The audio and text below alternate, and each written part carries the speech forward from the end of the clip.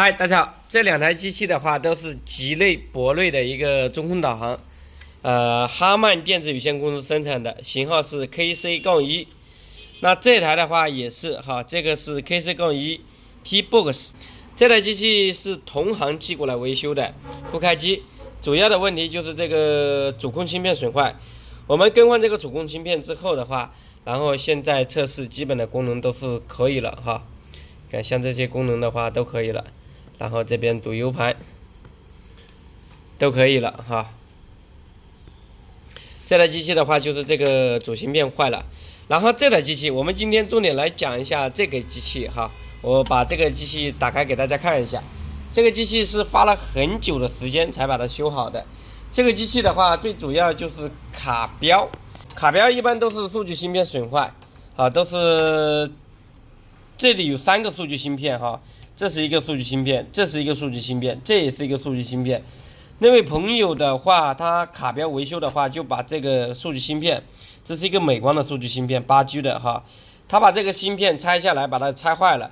现在我们用809读取的话是检测不到了，然后我们的话就更换了一个东芝16G 的哈，它原配的话是美光8G 的，我们用东芝16G 的去更换的。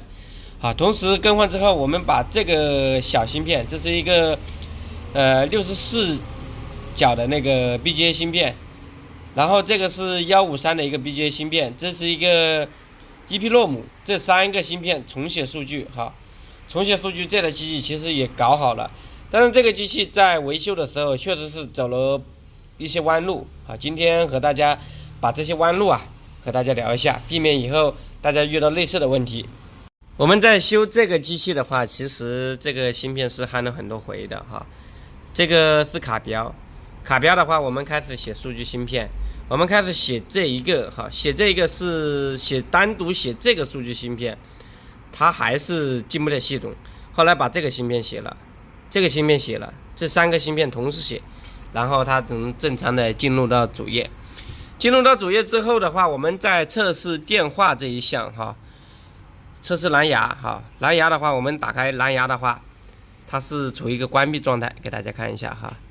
然后我当时就是怀疑数据问题哈，其实这个不是数据问题，这个真正的问题就是我们没有把这个按键板给装上去，因为它的蓝牙板是在这个按键板上面的。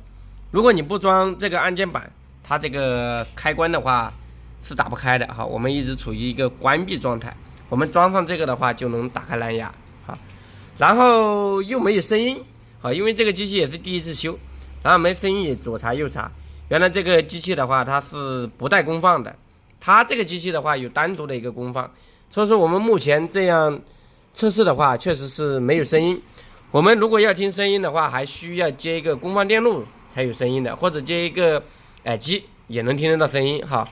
那这个机器今天大概也是花了我1个下午的时间去维修哈。这个机器在维修的时候需要注意，第一个版本软件肯定是要对应用对的。第二个的话，我们在写数据的话，3个芯片一起写啊。第3个蓝牙测试蓝牙的话，一定要把这个按键板装上去啊。装上去了之后的话，它才能正常使用哈。那我们现在基本功能都是可以了哈。我们这台机器现在也是搞好了哈。好，我们现在已经把这个机器也装起来了，再次给它接通电源哈。这机器的话，如果我们不装这个前面板的话，它是蓝牙没作用的。然后再次说一下我们这个接线方式，我们接线方式的话，这个是13角接避震，然后这个角这个角接 ACC， 它这样机器才能启动。然后这边的话是接音频的输出口，它不是接喇叭口哈。接好之后的话，我们就能正常的开机了。